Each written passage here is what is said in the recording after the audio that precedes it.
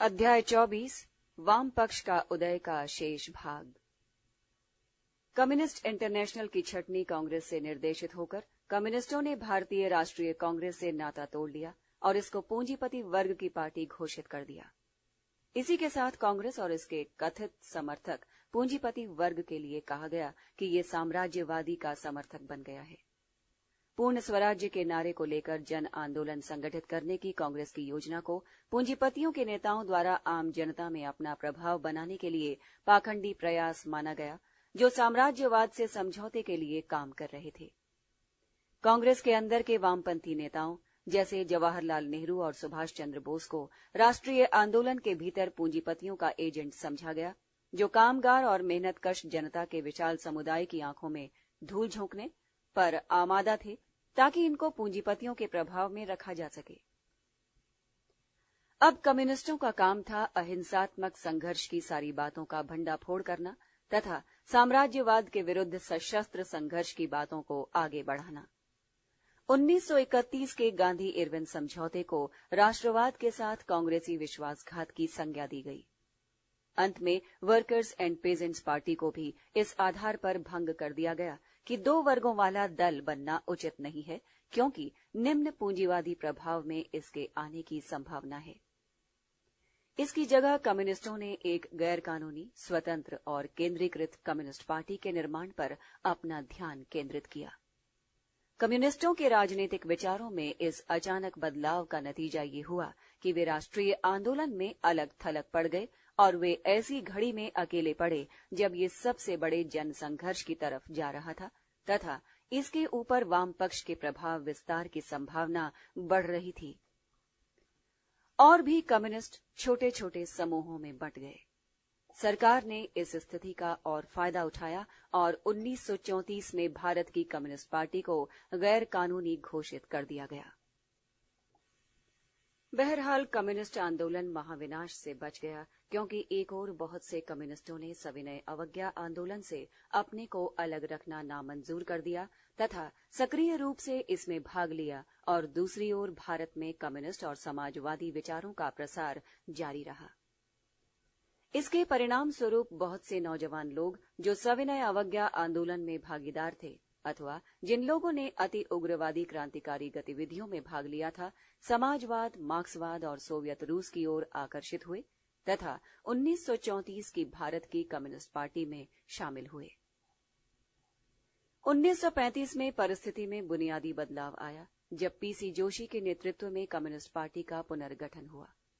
Moscow में अगस्त 1935 में फांसीवाद के भय से कम्युनिस्ट इंटरनेशनल की 7वीं कांग्रेस की बैठक में कम्युनिस्ट इंटरनेशनल ने अपने पुराने विचारों को छोड़कर एकदम नया रुख अख्तियार कर लिया। उसने पूंजीवादी और दूसरे फांसीवाद विरोधी देशों के साथ समाजवादी देशों का संयुक्त मोर्चा बनाने की वकालत की। इसमें पूंजीवादी नेतृत्व में चलने वाले राष्ट्रीय आंदोलन के उपनिवेश भी शामिल थे। राष्ट्रीय कांग्रेस के नेतृत्व में चलने वाले राष्ट्रीय आंदोलन की मुख्य धारा में कम्युनिस्ट कार्यकर्ताओं को पुनः शामिल होना पड़ा। भारत में कम्युनिस्ट आंदोलन में बदलाव की सैद्धांतिक और राजनीतिक बुनियाद 1926 की शुरुआत में एक दस्तावेज के जरिए रखी गई थी, जिसको Dutt Bradley thesis, Dutt Bradley सिद्धांत के नाम से जाना जाता है। इस सिद्धांत के मुताबिक साम्राज्य विरोधी जनमोर्चा के कार्य को कामयाब बनाने में भारतीय राष्ट्रीय कांग्रेस बहुत बड़ी और अग्रणी भूमिका अदा कर सकती है। एक बार पुनः कम्युनिस्ट पार्टी भारतीय राष्ट्रीय कांग्रेस के साथ अपने संबंधों को सुदृढ़ करने लगी। इसने अपने सदस्यों से शामिल होने के लिए कहा और ये भी कहा कि अपने प्रभाव क्षेत्र में काम करने वाले आम लोगों से कांग्रेस में शामिल होने के लिए कहें। 1938 में थोड़ी और आगे बढ़कर कम्युनिस्ट पार्टी ने स्वीकार किया कि भारतीय राष्ट्रीय कांग्रेस भारत की जनता का केंद्रीय जनसंगठन है, जो साम्राज्य के विरोध में खड़ा है। 1939 में पीसी जोशी ने पार्टी के साप्ताहिक पत्र नेशनल फ्रंट में लिखा कि आज हमारा सबसे बड़ा वर्ग संघर्ष राष्ट्रीय संग्राम है और कांग्रेस इसका मुख्य अंग है। इसके साथ ही मजदूर वर्ग के नेतृत्व में राष्ट्रीय आंदोलन को लाने के प्रति अपनी प्रतिबद्धता के उद्देश्य पर भी पार्टी कायम रही। ये पार्टी कम्युनिस्ट पार्टी थी। इस दौरान कम्युनिस्टों ने कांग्रेस के भीतर अत्यंत मेहनत से काम किया। कांग्रेस की जिला और प्रांतीय कांग्रेस समितियों में अनेक लोगों ने पदाधिकारियों के रूप में भी काम किया। लगभग 20 लोग तो अखिल भारतीय कांग्रेस कमेटी के सदस्य थे। 1936 से 42 के दौरान केरल, आंध्र प्रदेश और पंजाब में उन्होंने अत्यंत शक्तिशाली किसान आंदोलन खड़ा किया। इससे महत्वपूर्ण बात यह है कि अत्यंत बहादुर और उग्र साम्राज्य विरोधी की अपनी लोकप्रिय छवि उन्होंने दोबारा कायम कर ली और इसमें कोई शक नहीं कि साम्राज्यवाद और समाजवादी विचारों को लोकप्रिय बनाने में उनका प्रमुख योगदान रहा। 1930-31 और 1932 और 34 के दौरान युवा कांग्रेस जनों के एक गुट ने जेल में समाजवादी पार्टी बनाने का प्रस्ताव रखा। गांधीवादी नेतृत्व और रणनीति में इनका मोह भंग हुआ था और समाजवादी विचारधारा की ओर ये आकर्षित हुए थे। 1920 के दशक के अंतिम दौर में इनमें से अधिकांश लोग युवा आंदोलन में सक्रिय थे। जेल में इन लोगों ने मार्क्सवादी और समाजवादी विचारों का अध्ययन मनन किया था। मार्क्सवाद, कम्युनिज्म और सोवियत संघ के प्रति आकर्षित होने की वजह से ये भारत की कम्युनिस्ट पार्टी की वर्तमान धारा से सहमत नहीं थे। उनमें से अधिकांश लोग किसी विकल्प की टोह में थे। अंततः वे आपस में मिले और अक्टूबर 1934 में बंबई में कांग्रेस समाजवादी पार्टी की स्थापना की गई। इसके नेता थे जयप्रकाश नारायण, आचार्य नरेंद्र देव और मीनू मसानी। प्रारंभ से ही 4 मुख्य प्रस्थापनाओं पर सभी कांग्रेस समाजवादी आपस में सहमत थे। भारत में आधारभूत संघर्ष, स्वतंत्रता के लिए राष्ट्रीय संघर्ष था और समाजवाद तक पहुंचने के लिए राष्ट्रवाद आवश्यक अवस्था थी। समाजवादियों को कांग्रेस के भीतर ही रहकर काम करना चाहिए, क्योंकि राष्ट्रीय संघर्ष का नेतृत्व करने वाली ये आधारभूत संस्था थी और जैसा कि 1934 में आचार्य नरेंद्र देव ने कहा था, हम लोगों के लिए राष्ट्रीय आंदोलन से कट जाना आत्मघाती कदम होगा। कांग्रेस ही वस्तुतः इसका प्रतिनिधित्व करती है। कांग्रेस तथा राष्ट्रीय आंदोलन को हर हालत में हमें समाजवादी दिशा प्रदान करनी चाहिए और इस उद्देश्य की प्राप्ति के लिए मजदूरों और किसानों को उनके वर्ग संगठनों में संगठित करना चाहिए, उनकी आर्थिक मांगों के लिए संघर्ष चलाना चाहिए और उनको राष्ट्रीय संघर्ष की बुनियाद बनाना चाहिए। कांग्रेस समाजवादी पार्टी ने एकदम शुरू से ही अपने को कांग्रेस को रूपांतरित करने और साथ ही इसको मजबूत बनाने के काम में लगाया। कांग्रेस को रूपांतरित करने के काम को 2 अर्थों में समझा जाता था। एक था विचारधारात्मक आधार। कांग्रेस जनों को धीरे धीरे इस बात के लिए राजी करना था कि वे स्वतंत्र भारत की समाजवादी दृष्टि अपनाएं तथा वर्तमान आर्थिक मुद्दों पर उनका रुख किसानों तथा मजदूरों के पक्ष में होना चाहिए। बहरहाल इस विचारधारात्मक और कार्यक्रम पर आधारित रूपांतरण को घटना के रूप में नहीं बल्कि एक प्रक्रिया के रूप में समझा जाना चाहिए था। जैसा कि 1934 में अपने अनुयायियों से जयप्रकाश नारायण ने बार बार कहा था, कांग्रेस के सामने हम एक कार्यक्रम रख रहे हैं और हम चाहते हैं कि कांग्रेस इसको मान ले। हम ये नहीं कह रहे हैं कि हम कांग्रेस छोड़कर बाहर निकल रहे हैं। यदि आज हमें सफलता नहीं मिलती, कल हम फिर कोशिश करेंगे। यदि कल भी हम असफल होते हैं, हम भविष्य में फिर कोशिश करेंगे। कांग्रेस के रूपांतरण को सांगठनिक अर्थ में देखना था, यानी ऊपर से इसके नेतृत्व के परिवर्तन के अर्थ में। आरंभ में इसका प्रमुख कार्यभार था मौजूदा नेतृत्व को बदलना, जिसके बारे में घोषित किया गया था कि आम जनता के संघर्ष को ऊपर ले जाने में वो नेतृत्व अक्षम था। कांग्रेस समाजवादी पार्टी को कांग्रेस के लिए वैकल्पिक केंद्रीय समाजवादी नेतृत्व के रूप में विकसित होना था। जैसा कि कांग्रेस समाजवादी पार्टी की मेरिट थीसिस में 1935 में पेश किया गया था कि मुख्य कार्य भारत कांग्रेस के अंदर के साम्राज्यवाद विरोधी तत्वों को उसके तत्कालीन पूंजीवादी नेतृत्व से पृथक करना और उन्हें क्रांतिकारी समाजवाद वाले नेतृत्व के अंतर्गत लाना था। ही पाया गया कि ये परिप्रेक्ष्य यथार्थ परक नहीं है, इसलिए इसको छोड़ दिया गया तथा इसको संयुक्त नेतृत्व का विकल्प अपनाया गया, जिसमें माना गया कि नेतृत्व के हर स्तर पर समाजवादियों को भी शामिल किया जाएगा। कांग्रेस की वैकल्पिक वामपंथी नेतृत्व की परिकल्पना तथा राष्ट्रीय आंदोलन के विचारों को 2 बार सफलता मिली। पहली बार 1939 में त्रिपुरा में और दूसरी बार 1940 में रामगढ़ में। लेकिन जब दक्षिण और वाम के आधार पर विभाजन की नौबत आई तथा कांग्रेस को वामपंथी नेतृत्व प्रदान करने की बात उठी, तो कांग्रेस, समाजवादी पार्टी और भारतीय कम्युनिस्ट पार्टी दोनों ही पीछे हट गए।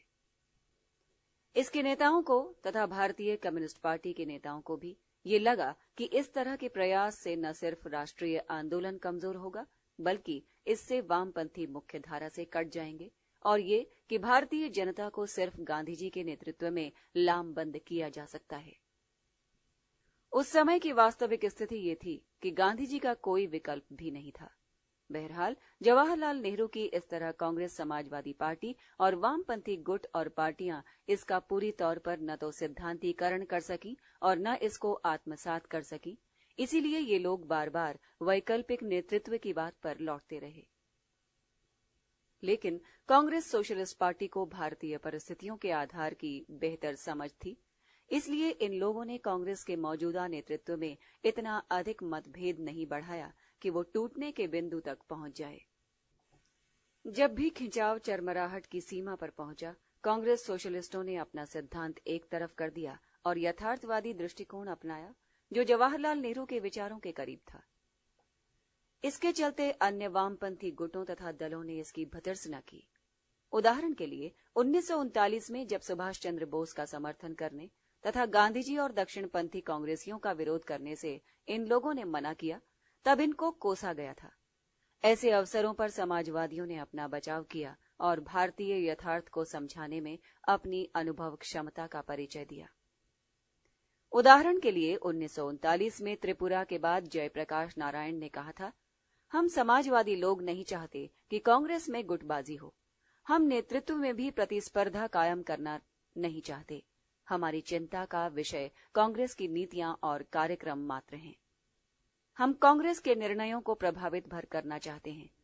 पुराने नेताओं के साथ हमारे चाहे कैसे भी मतभेद हों, उनके साथ हम लोग झगड़ना नहीं चाहते। साम्राज्यवाद के विरुद्ध संघर्ष में हम सब कंधे से कंधा मिलाकर आगे बढ़ना चाहते हैं। शुरू से ही कांग्रेस समाजवादी विचारधारात्मक स्तर पर मोटे तौर पर 3 खेमों में बटे हुए थे: मार्क्सवादी, फैबियन लोग और वे लोग जो गांधी जी के प्रभाव में थे। इससे किसी प्रकार की बड़ी कमजोरी नहीं आनी चाहिए थी, बल्कि इससे शक्ति मिलनी चाहिए थी, खास तौर पर एक व्यापक समाजवादी पार्टी के लिए जो वस्तुतः एक आंदोलन थी। लेकिन कांग्रेस सोशलिस्ट पार्टी तो पहले से ही एक पार्टी थी और जिस आंदोलन को राष्ट्रीय कांग्रेस के नाम से जानते हैं, उसके अंतर्गत कैडर पर आधारित पार्टी थी। कम से कम 1930 का मार्क्सवाद वामपंथी राजनीतिक धारा में इस प्रकार की विविधता को स्वीकार करने में सक्षम नहीं था। इसके फलस्वरूप दिग्भ्रम पैदा हुआ, जिसने अंत समय तक कांग्रेस समाजवादी पार्टी को अवरुद्ध किए रखा। आधारभूत विचारधारात्मक मतभेद काफी लंबे समय तक बेलगाव का रूप नहीं ले सके, क्योंकि लोगों में आपसी मैत्री थी तथा पार्टी के संस्थापक सदस्यों के बीच आपस में दोस्ताना रिश्ते बने हुए थे। आचार्य नरेंद्र देव और जयप्रकाश नारायण को इसका वरिष्ठ नेता माना जाता था और ये भी माना जाता था कि समाजवाद और राष्ट्रवाद के प्रति वे प्रतिबद्ध हैं। नेताओं में विचारधारा विषयक मतभेद होते हुए भी समग्र रूप से पार्टी ने समाजवाद की पहचान मार्क्सवाद के रूप में स्वीकार कर रखी थी। जैसे जयप्रकाश नारायण ने अपनी पुस्तक वाई सोशलिज्म, समाजवाद क्यों में ये टिप्पणी की थी। पहले से कहीं ज्यादा आज ये कहना संभव हो गया है कि एक तरह का ही समाजवाद है। समाजवाद का एक ही सिद्धांत है, वो है मार्क्सवाद। और पार्टी की मेरिट थीसिस में ये बात बरकरार रखी गई थी कि पार्टी का अपना कार्यक्रम मार्क्सवादी होना चाहिए, नहीं तो पार्टी और नेतृत्व अपना दायित्व पूरा करने में असफल होंगे। अकेले मार्क्सवाद उपनिवेशवाद विरोधी शक्तियों को ठिकाने लगा सकता है, लेकिन जैसे जैसे गांधी जी की राजनीति का धीरे धीरे रचनात्मक ढंग से मूल्यांकन किया जाने लगा, गांधीवादी विचारों का उदारवादी लोकतांत्रिक पक्ष समाजवादी पार्टी की सोच का आधारभूत तत्व बन गया। वाम पक्ष में 1930 के दशक में कुछ और गुट और धाराएं उभर कर सामने आईं। एमएन राय 1930 में भारत लौट आए और उन्होंने राष्ट्रवादियों का एक शक्तिशाली गुट संगठित किया। कुछ वर्षों के दौरान इस गुट में विचारधारा तथा राजनीति के स्तर पर बदलाव आया।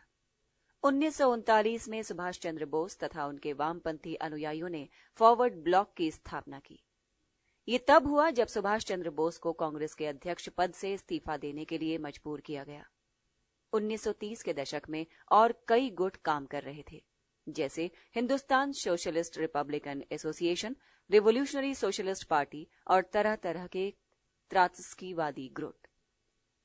कुछ प्रतिष्ठित वामपंथी व्यक्ति भी थे जो संगठित दल के साथ काम करने वाले वामपंथियों से पृथक स्वतंत्र रूप से काम कर रहे थे, जैसे स्वामी सहजानंद सरस्वती, प्रोफेसर एनजी रंगा और इदुलाल याग्निक।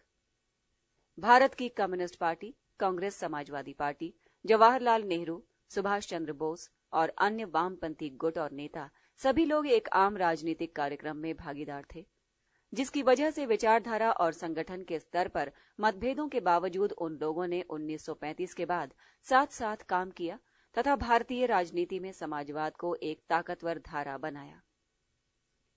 इस कार्यक्रम की बुनियादी खूबियां थी संगत और साहसिक साम्राज्यवाद विरोध, किसान सभाओं और ट्रेड यूनियनों के रूप में मजदूरों और किसानों को संगठित करना, स्वतंत्र भारत में समाजवादी समाज की स्वीकृति तथा अर्थव्यवस्था और समाज को रूपांतरित करने के मकसद से समाजवादी कार्यक्रम तथा फांसीवाद विरोधी, उपनिवेशवाद विरोधी तथा युद्ध विरोधी विदेश नीति।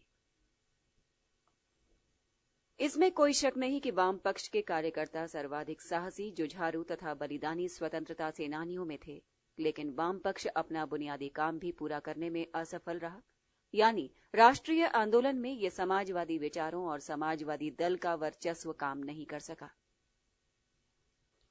1930 के दशक के अपने महान वादे को ये पूरा नहीं कर सका। वस्तुतः इतिहासकार के लिए ये एक बहुत बड़ी पहेली है। इस जटिल परिस्थिति के बारे में जो कुछ स्पष्टीकरण दिए गए हैं, उनसे कुछ संकेत मिलते हैं। कांग्रेस के प्रभावशाली नेतृत्व के साथ वाम पक्ष की लड़ाई हमेशा गलत मुद्दों पर हुई, और जब तनाव बिखराव के बिंदु तक पहुंचता था, तब वाम पक्ष या तो उनके पीछे चलने के लिए बाध्य होता था अथवा राष्ट्रीय आंदोलन में ऐन वक्त पर अलग थलग पड़ जाता था। कांग्रेस के दक्षिणपंथियों के एकदम विपरीत वाम पक्ष विचारधारा और कार्यनीति के स्तर पर लचीला नहीं हो पाता था। दक्षिणपंथियों का विरोध ये लोग अत्यंत सरली सूत्रों और क्रांतिकारी लफ्फाजी के साथ करते थे। गलत और सतही आधार पर इनका दक्षिणपंथियों से झगड़ा होता था। दक्षिण पंथ के साथ इनके टकराव का आधार विचारधारा के सवालों को लेकर नहीं, बल्कि संघर्ष के तौर तरीकों तथा कार्यनीति को लेकर हुआ करता था। जैसे कांग्रेस के दक्षिण पंथ के खिलाफ इनका सबसे गंभीर आरोप ये था कि ये पक्ष साम्राज्यवाद से समझौता करना चाहता था, ये कि आम जनता के संघर्ष में उतरने से इसको डर लगता था, और ये कि इस पर पूंजीपतियों का असर था, इसलिए ये आधे मन से साम्राज्यवाद का विरोध कर रहा था। इन आरोपों का खंडन करने में दक्षिणपंथियों को कोई खास दिक्कत नहीं होती थी। लोग दक्षिणपंथियों पर विश्वास करते थे, लेकिन वामपंथी लोग नहीं करते थे। उदाहरण के रूप में 3 महत्वपूर्ण अवसरों को देखा जा सकता है। 1936-37 में चुनाव और मंत्रिमंडल बनाने के मुद्दे को लेकर कांग्रेस के भीतर दक्षिणपंथियों और वामपंथियों में टकराव हुआ। इसको साम्राज्यवाद के साथ समझौता कहा गया। 1939 से 42 के दौरान ये टकराव जन आंदोलन शुरू करने के मुद्दे को लेकर हुआ था। गांधी जी की इसके प्रति अनिच्छा को इस अवसर पर साम्राज्यवाद के प्रति नरम रुख की संज्ञा दी गई और ये भी कहा गया कि हम सुनहरा अवसर हाथ से निकलने दे रहे हैं। और 1945 से 47 के दौरान वामपंथियों का टकराव कांग्रेस के शक्तिशाली गुट के साथ सत्ता के हस्तांतरण के मसले को लेकर हुआ, जिसमें जवाहरलाल नेहरू और मौलाना आजाद जैसे नेता भी थे। इसके लिए कहा गया कि ब्रिटिश साम्राज्यवाद का ये अंतिम दोष है, जिसके जरिए वो अपने प्रभुत्व को कायम रखना चाहता है, और थका हारा कांग्रेस का नेतृत्व सत्ता का भूखा है, बल्कि ये भी कहा गया कि गद्दारी कर रहा है। वामपंथी भारतीय यथार्थ का गहन अध्ययन करने में भी असफल रहे। जवाहरलाल नेहरू इनमें अपवाद थे। उनके अतिरिक्त समूचा वामपंथी कांग्रेस के प्रभावशाली नेतृत्व को पूंजीपतियों का नेता मानता था। बातचीत के जरिए समस्या सुलझाने की इनकी नीति को साम्राज्यवाद के साथ समझौते का प्रयास माना जाता है और संवैधानिक सीमा के अंतर्गत रहकर की जाने वाली किसी भी कोशिश को स्वतंत्रता के लिए संघर्ष से मुंह मोड़ना माना जाता था। भारतीय सामाजिक वर्गों तथा उनके व्यवहार के अति सरलीकृत विश्लेषण का रास्ता इन लोगों ने अख्तियार किया था। राष्ट्रीय आंदोलन को अनुशासित तरीके से संचालित और निर्देशित करने के सारे प्रयास को ये लोग आंदोलन पर अंकुश लगाना मानते थे। जन आंदोलन के स्वरूप, उसमें जनता की भागीदारी, उनकी लामबंदी तथा विचारधारा पर अपने को केंद्रित करने की बजाय वामपंथी अहिंसा की तुलना में सशस्त्र संघर्ष को लड़ने की श्रेष्ठ पद्धति बताने में लगे रहे। इनको विश्वास था कि यदि नेता कहें तो जनता किसी भी तरह के संघर्ष के लिए हमेशा तैयार है। जनता के बीच अपने समर्थन को वामपंथियों ने हमेशा बढ़ा चढ़ा कर आंका। इन सब के अलावा संघर्ष की गांधीवादी रणनीति को समझने में वामपंथी हमेशा असमर्थ रहे। वामपंथियों की एक बहुत बड़ी कमी ये भी थी कि थोड़े समय को छोड़ दें तो विभिन्न दल, धड़े तथा व्यक्ति संयुक्त रूप से काम करने में हमेशा असफल रहे। वामपंथियों के विभिन्न धड़ों को एक साथ लेकर संयुक्त मोर्चा कायम करने के सारे प्रयास निरर्थक हुए। उनके सैद्धांतिक मतभेद और झगड़े बहुत थे और उन मतभेदों के प्रति वे भावुकता के स्तर पर जुड़े थे। नेताओं में स्वभाव संबंधी भेद तर्क और विवेक से अधिक ताकतवर थे। जवाहरलाल नेहरू और सुभाष चंद्र बोस अधिक दिनों तक एक साथ काम नहीं कर सके और 1939 में वे जनता के बीच में भी झगड़ने लगे। जवाहरलाल नेहरू और समाजवादी आपस में राजनीतिक तालमेल नहीं कायम कर सके। 1939 के बाद बोस और समाजवादी अलग हो गए थे। 1935 से 40 के बीच कांग्रेस, समाजवादी और कम्युनिस्टों ने एक साथ मिलकर काम करने की जबरदस्त कोशिश की। 1935 में कांग्रेस सोशलिस्टों ने कम्युनिस्टों और राष्ट्रवादियों के लिए अपना दरवाजा खोल दिया था ताकि गैर कानूनी घोषित की गई कम्युनिस्ट पार्टी को राजनीतिक काम करने के लिए कानूनी रास्ते मिल सकें। लेकिन समाजवादी और कम्युनिस्ट जल्द ही अलग हो गए और एक दूसरे के कट्टर दुश्मन बन गए। इसका लाजिमी नतीजा ये निकला कि दोनों में लंबे समय के लिए दरार पड़ गई।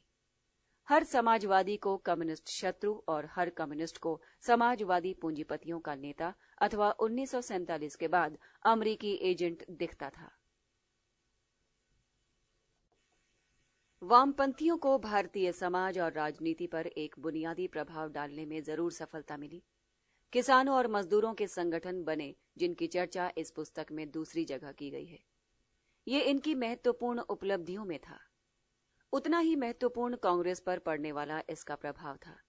यदि संगठन की दृष्टि से देखें तो अखिल भारतीय कांग्रेस कमेटी में 1/3 मत महत्वपूर्ण मुद्दों पर वामपंथियों के प्रभाव में था।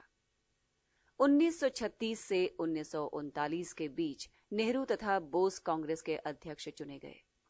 नेहरू अपनी कार्यकारिणी समिति के अंतर्गत 3 प्रमुख समाजवादियों आचार्य नरेंद्र देव, जयप्रकाश नारायण और अच्युत पटवर्धन को नामित करने में सफल रहे।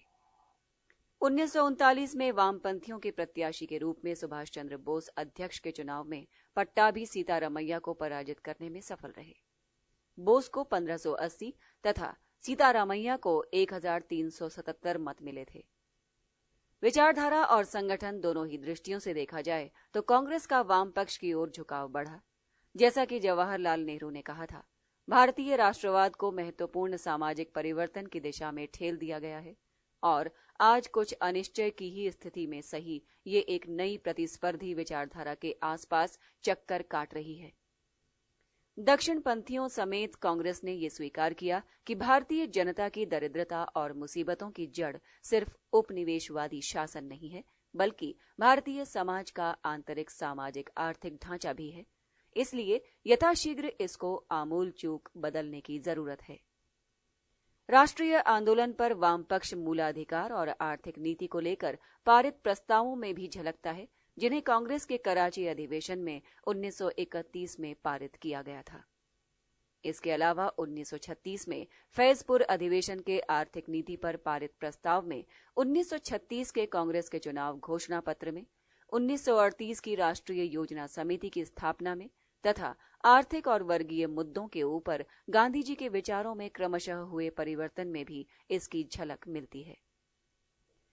ऑल इंडिया स्टूडेंट्स फेडरेशन और प्रोग्रेसिव राइटर्स एसोसिएशन (PWA) तथा all India states people's conference का आयोजन करना वाम पक्ष की कुछ महत्वपूर्ण उपलब्धियां थीं। अखिल भारतीय महिलाओं के सम्मेलन में भी वामपंथी लोग काफी सक्रिय थे।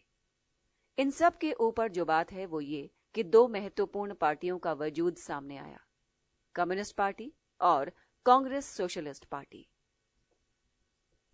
अध्याय 24 वाम पक्ष का उदय समाप्त।